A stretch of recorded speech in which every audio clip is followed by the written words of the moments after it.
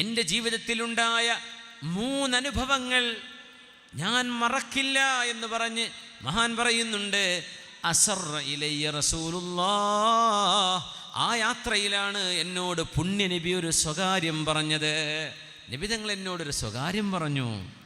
ആ സ്വകാര്യെ ഞാൻ പറഞ്ഞുതരൂല, കാരണം അത് ഹബീബ് എനിക്ക് പറഞ്ഞു തന്ന സ്വകാര്യമാണ്. സഹാബികൾ അങ്ങനെ ഒരുപാട് കഥ പറഞ്ഞിട്ടുണ്ട്. അബൂ ഹുറൈറ റളിയല്ലാഹു അൻഹു തുണിയുടെ കോന്തലം കെട്ടി വിരിച്ചിട്ട് പറഞ്ഞു, എൻ്റെ ഈ കോന്തലം നിറയെ, കോന്തലം എന്നൊക്കെ പറഞ്ഞാൽ അറിയോ നമ്മൾ മലപ്പുറം ഭാഷയിൽ, ഇത് നിറയെ എനിക്ക് ഹബീബ് വാരിക്കോരി തന്നിട്ടുണ്ട്. ചില ഇൽമുകൾ എന്നോട് കൂട്ടിപ്പിടിക്കാൻ വേണ്ടി പറഞ്ഞു. ഞാനിത് കൂട്ടിപ്പിടിച്ചു. 2 കെട്ടഴിക്കാത്ത ഇൽമിൻ്റെ ഭണ്ഡാരങ്ങൾ എൻ്റെ കയ്യിലുണ്ട്. എൻ്റെ ഇൽമിൻ്റെ ഒരു കെട്ടേ ഞാൻ അഴിച്ചിട്ടുള്ളൂ. 1000കണക്കിന് ഹദീസുകൾ ഞാൻ പറഞ്ഞു തന്നത് എൻ്റെ ഒരു കെട്ടിൽ നിന്നാണ്. മറ്റേ കെട്ട് ഞാൻ പറഞ്ഞു തന്നിട്ടില്ല. അത് ഞാൻ പറഞ്ഞാൽ ലഖുത്തി അഹാദൽ ബുൽഊം, നിങ്ങൾ എന്നെ പിടിച്ചു കൊല്ലും, നിങ്ങളെന്നെ കൊന്നുകളയും. അത്രക്ക് മേൽ നിങ്ങളുടെ വിഷയങ്ങളിൽ നടക്കാൻ പോകുന്ന ഫിത്നകളും ആ ഫിത്നയുടെ നേതാവും ആ നേതാവിൻ്റെ വാപ്പയുടെ പേരും നാടും പഞ്ചായത്തും വാർഡ് നമ്പർ അടക്കം അല്ലാഹുവിൻ്റെ റസൂലിലേക്ക് പറഞ്ഞു തന്നിട്ടുണ്ടെന്നാണ് പറഞ്ഞതിനർത്ഥം. അബൂ ഹുറൈറ നിങ്ങൾ പറഞ്ഞിട്ടുണ്ട്, ഞാനിത് പറഞ്ഞാൽ നിങ്ങളെല്ലാവരും കൂടിയിട്ട് എന്നെ ശരിയാക്കും, അതുകൊണ്ട് ഞാൻ പറഞ്ഞുതരൂല, അതെൻ്റെ സ്വകാര്യമാണ്. ഹുദൈഫത്ത് ഇബ്നുൽ യമാൻ റളിയല്ലാഹു അൻഹുവിനെ വിളിച്ചു നബി തങ്ങൾ സ്വകാര്യം പറഞ്ഞു കൊടുത്തിട്ടുണ്ട്.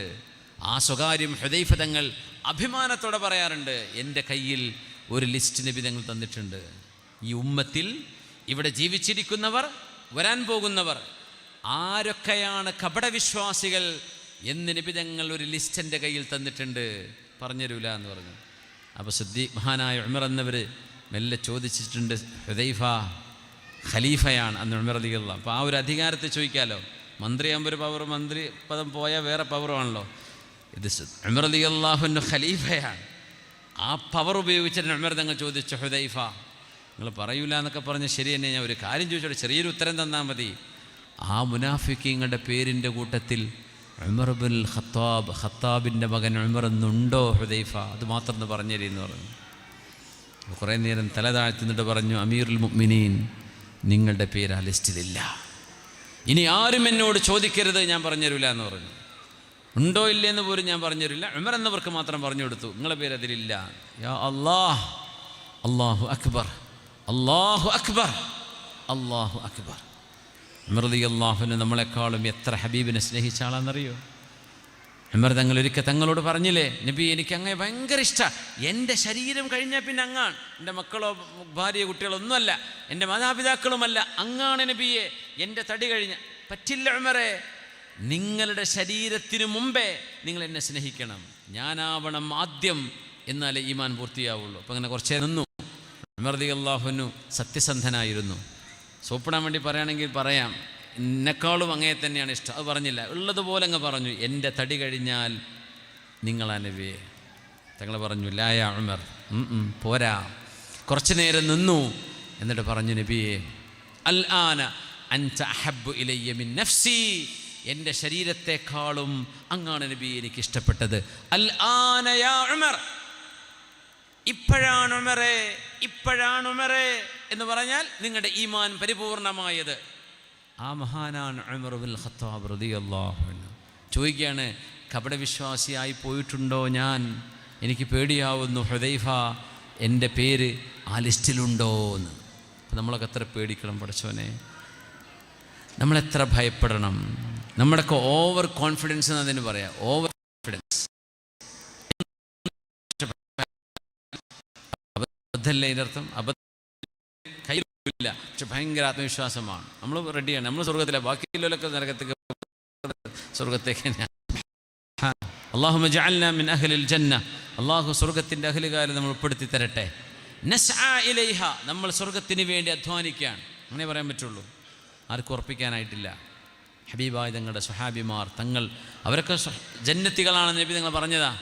അശറത്തുൽ മുബശ്ശരീങ്ങളിൽപ്പെട്ട മഹാനാണ് നബി തങ്ങൾ. വേറെയും സന്ദർഭങ്ങളിൽ ഉമറു ഫിൽ ജന്ന എന്ന് പറഞ്ഞിട്ടുണ്ട്. എന്നാലും ഒരു പേടി, ഞാൻ കപട വിശ്വാസിയാണോ? ഹബീബായ തങ്ങൾ സ്വകാര്യം പറഞ്ഞു കൊടുത്ത സ്വഹാബിമാർ, അബ്ദുബ്നു ജഅഫർ തങ്ങൾ പറഞ്ഞു, ഞാൻ ഹബീബിൻ്റെ കൂടെ യാത്ര പോയ ദിവസം എന്നോട് ചില സ്വകാര്യങ്ങൾ ഹബീബ് പറഞ്ഞിരുന്നു. ആ സ്വകാര്യങ്ങൾ ഞാൻ ആർക്കും പറഞ്ഞു തരില്ല, ആരും എന്നോട് ചോദിക്കരുത്. പക്ഷേ എനിക്കുണ്ടായ 3 അനുഭവങ്ങൾ ഞാൻ പറയാം. കുൻതു റദീഫ റസൂലില്ലാഹ് സ്വല്ലല്ലാഹു അലൈഹി വസല്ലം, ഞാൻ ഹബീബിൻ്റെ സഹയാത്രികനായി ഒട്ടകപ്പുറത്ത് യാത്ര പോയൊരു ദിവസം ഞങ്ങൾ ആദ്യമായി ഒരു അൻസ്വാരിയുടെ തോട്ടത്തിലേക്ക് കയറി ചെന്നത് പരമാർത്ഥം ഒരു ഒട്ടകം ഹബീബിൻ്റെ നേരെ വന്നു. ആ ഒട്ടകങ്ങൾ തല ഉയർത്തിയിട്ട് നടക്കുക. ഹബീബിനെ കണ്ടപ്പോൾ ആ ഒട്ടകം തല കുനിച്ചുകൊണ്ടിങ്ങനെ വരുന്നത് ഞാൻ കണ്ടു. ഞാൻ വിചാരിച്ചു ഞങ്ങളുടെ ഒട്ടകത്തിൻ്റെ മുമ്പിലൂടെ അത് കടന്നു പോകുമെന്ന്. ഹബീബിൻ്റെ ഒട്ടകത്തിൻ്റെ മുമ്പിൽ വന്നപ്പോൾ ആ ഒട്ടകം അവിടെ നിന്നു, ഹബീബിൻ്റെ ഒട്ടകവും നിന്നു, ഞാൻ ബാക്കിലുണ്ട്. എന്നിട്ട് അല്ലാഹുവിൻ്റെ റസൂൽ ഇരിക്കുന്ന ആ ഭാഗത്തേക്ക് തങ്ങൾ യാത്ര ചെയ്യുന്ന ഒട്ടകത്തിൻ്റെ കഴുത്തിലേക്ക് ഈ ഒട്ടകം കഴുത്ത് വെച്ചു. ഞാൻ ബാക്കിൽ നിന്ന് കാണുന്നു, എൻ്റെ മുമ്പിൽ നബി തങ്ങൾ ഇരിക്കുന്നുണ്ട്. ആ ഒട്ടകത്തിൻ്റെ കണ്ണിൽ നിന്ന് കണ്ണുനീർ വരുന്നത് ഞാൻ കണ്ടു. ഹബീബ് എന്തൊക്കെയോ പറഞ്ഞതിനെ തലോടിക്കൊണ്ടിരിക്കുന്നു. അതിൻ്റെ കണ്ണുകളും കവിളുകളും കഴുത്തും നബി തങ്ങൾ തലോടിക്കൊണ്ടിരിക്കുന്നു. ഹബീബാ നബി തങ്ങളുടെ തലോടൽ കഴിഞ്ഞപ്പോൾ നബി വിളിച്ചു പറഞ്ഞു, ആരാണ് ഈ ഒട്ടകത്തിൻ്റെ ഉടമസ്ഥൻ? ആരാണ്? ഒരു ശാബും മിനൽ അൻസ്വാർ, മദീനക്കാരനായ അൻസ്വാരിയായ ഒരു ചെറുപ്പക്കാരൻ ഓടി വന്നു.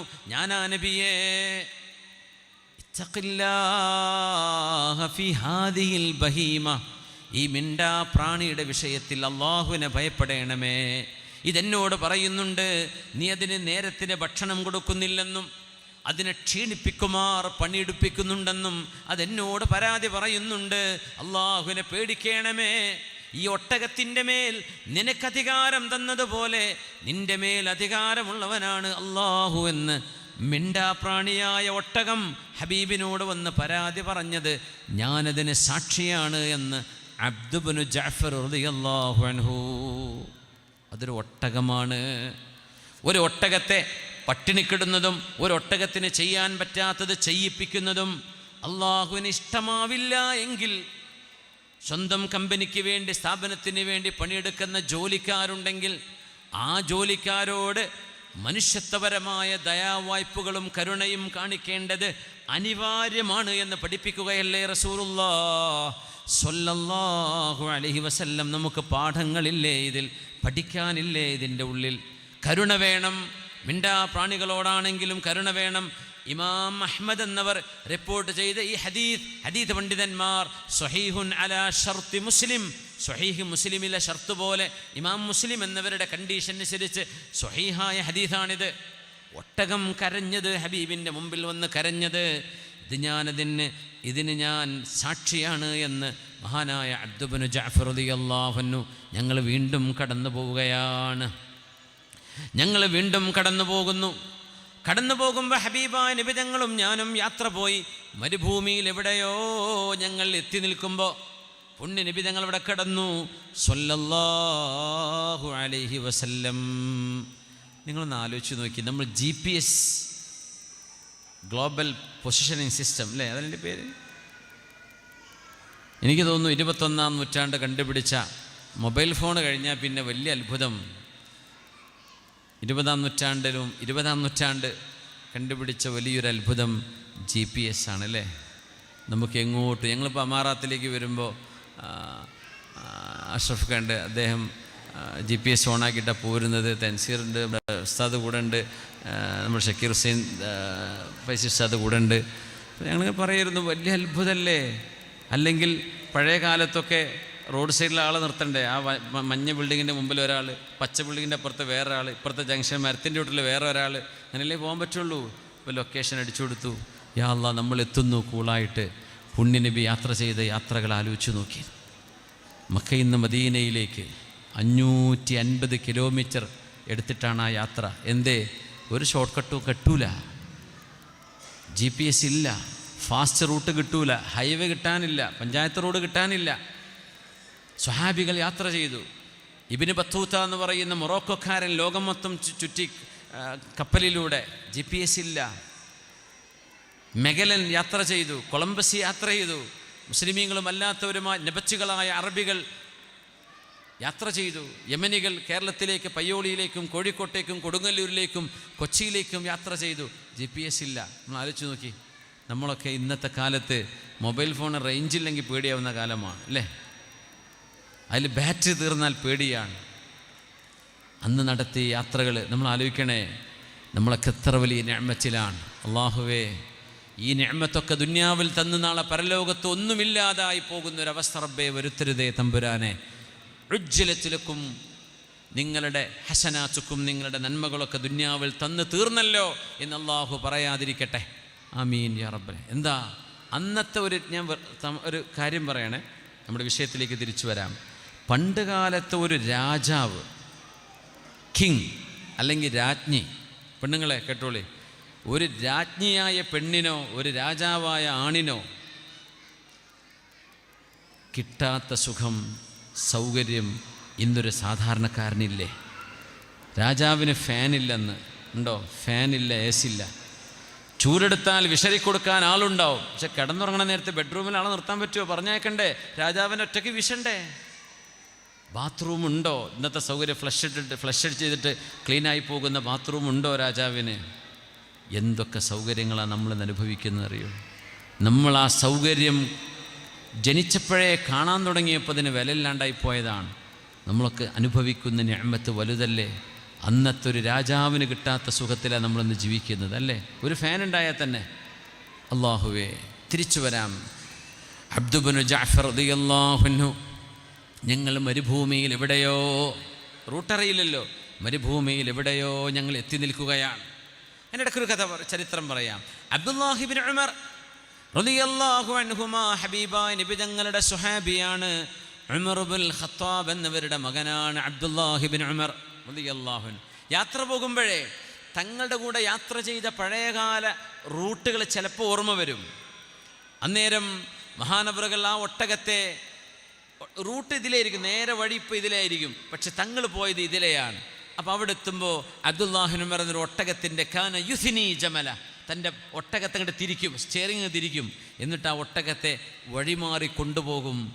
അപ്പോൾ ആളുകൾ ചോദിക്കും, അബ്ദുല്ലാഹി ഇബ്നു ഉമറെ റളിയല്ലാഹു അൻഹുമാ ചൊല്ലണം, റളിയല്ലാഹു അൻഹുമാ, അവരും വാപ്പയും സ്വഹാബിയാണ്, ഉമർ എന്നവരുടെ മോനായത്, ഇതിലല്ലേ വഴി, എന്തിനെ ഇപ്പുറത്തുകൂടെ പോകുന്നത് എന്ന് ചോദിക്കുമ്പോൾ മഹാനവറുകൾ കൊടുക്കുന്ന മറുപടിയുണ്ട്, ലഅല്ല ഖുതൻ തുവാഫിഖു ഖുതാ റസൂലില്ലാഹ് സ്വല്ലല്ലാഹു അലൈഹി വസല്ലം.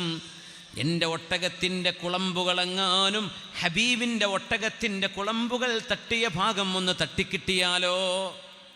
ഹബീബിൻ്റെ ഒട്ടകത്തിൻ്റെ കുളമ്പുകൾ ഇതിലെ നടന്നു പോയിട്ടുണ്ട്. ഒട്ടകത്തിൻ്റെ കാൽപ്പാടുകൾ ഈ വഴിയിലൂടെ ഉണ്ടായിരുന്നു. അത് എന്നോ തേഞ്ഞുമാഞ്ഞു പോയിട്ടുണ്ട്. എന്നാൽ ആ ഒട്ടകം ചവിട്ടിയ സ്ഥലത്ത് എൻ്റെ ഒട്ടകം കാലുകുത്തുകയാണെങ്കിൽ അതെനിക്ക് അനുഗ്രഹമല്ലയോ, ബറക്കത്തല്ലയോ എന്ന് പറഞ്ഞ സ്വഹാബിയാണ് അബ്ദുല്ലാഹി ഇബ്നു ഉമർ റളിയല്ലാഹു അൻഹുമാ. സ്വഹാബികൾ ഇങ്ങനെയൊക്കെ സ്നേഹിച്ചിട്ടുണ്ട് നബിയെ. ഇതിനിപ്പോൾ തെളിവുണ്ടോ എന്ന് ചോദിച്ചാൽ, നബി തങ്ങൾ ചെയ്യാൻ പറഞ്ഞതാണോ ഇത്? എൻ്റെ ഒട്ടകം പോയെടുത്ത് കൂടെ നിങ്ങൾ ഡ്രൈവ് ചെയ്യണം പറഞ്ഞിട്ടുണ്ടോ തങ്ങൾ? അത് സ്നേഹമാണ്. അതിന് അതിർവരമ്പുകൾ വെക്കല്ല. അത് ഇന്ന് വേണ്ട നാളെ മതി പറയല്ല. ഇന്ന് ചെയ്താൽ ബിദ്അത്ത്, നാളെ ചെയ്താൽ കുഴപ്പമില്ല, അങ്ങനെ പറയല്ല. ഇത് സ്നേഹമാണ്, ഇത് മഹബ്ബത്താണ്. ശറഇന് വിരുദ്ധമായ ഇതൊന്നും ഇവിടെ ചെയ്യുന്നില്ലല്ലോ, അതുണ്ടെങ്കിൽ പാടില്ല.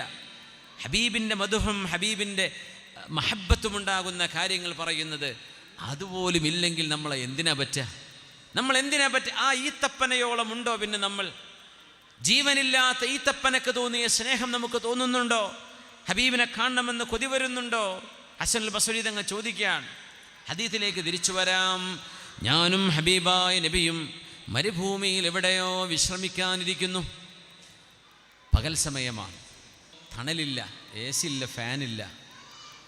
ഒരു വൃക്ഷം അതിൻ്റെ തടിയോടുകൂടെ ജീവനുള്ള ഒരു വൃക്ഷം ഞങ്ങളുടെ അരികത്തേക്ക്, ഹബീബിൻ്റെ അരികത്തേക്ക് മണ്ണ് കീറി വരുന്നത് ഞാൻ കണ്ടു എന്ന് അബ്ദുബ്നു ജഅഫർ റളിയല്ലാഹു അൻഹു. ഇമാം അഹ്മദ് എന്നവർ, ഇമാം ഹൈസമി, ഇമാം തൊബറാനി ഇവർ റിപ്പോർട്ട് ചെയ്ത ഹദീസാണ്. ആധുനിക ഹദീസ് പണ്ഡിതൻ എന്നറിയപ്പെടുന്ന അൽബാനി അടക്കം സ്വഹീഹാണ്, സ്വഹഹുൽ അൽബാനി എന്ന് അൽബാനി സ്വഹിയാവുള്ളൂ എന്ന് വിശ്വസിക്കുന്ന ആൾക്കാരുണ്ട് ഇവിടെ, ഞാൻ അതിലേക്ക് പോവില്ല. അവർക്ക് വരെ നിഷേധിക്കാൻ പറ്റൂല സ്വഹഹുൽ അൽബാനി, ഇനി വേറെ പറയേണ്ട കാര്യമില്ല.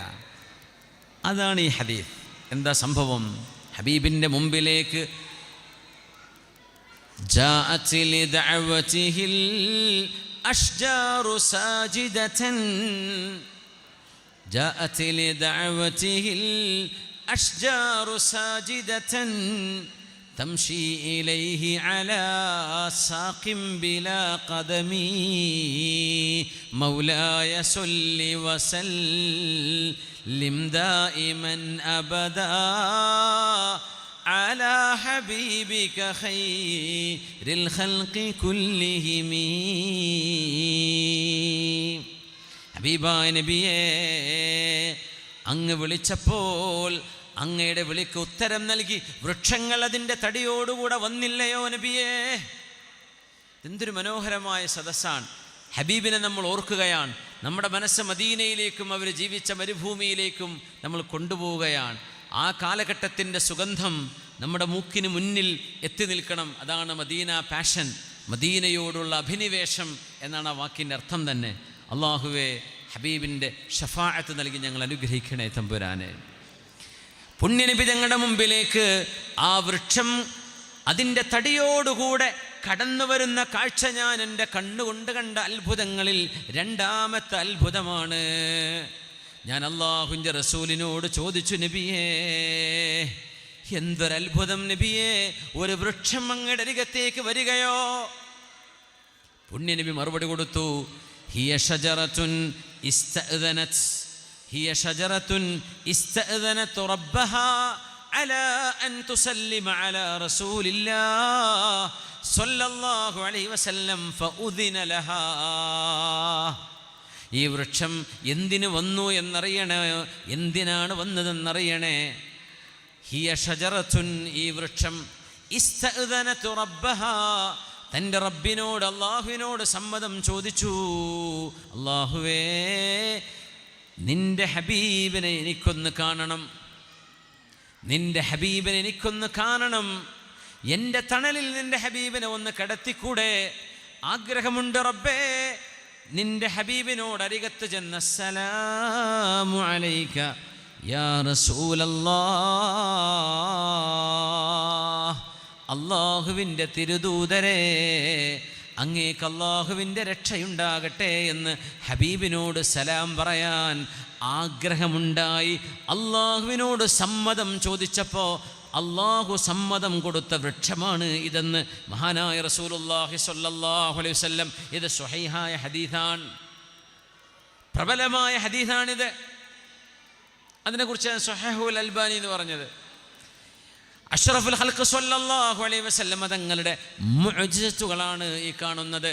അള്ളാഹുവിൻ്റെ ഹബീബിനെ ഒന്ന് കാണണം, ഹബീബിനോടൊന്ന് പോയി സലാം പറയണമെന്ന് മദീനയിൽ കിടക്കുന്ന ഹബീബിനോട് നമുക്കിവിടെ നിന്ന് യാത്ര പോകാം, ബസ്സിൽ പോകാം, ഫ്ലൈറ്റിന് പോകാം, കാറിന് പോകാം, എന്തൊക്കെ സംവിധാനങ്ങളുണ്ട്.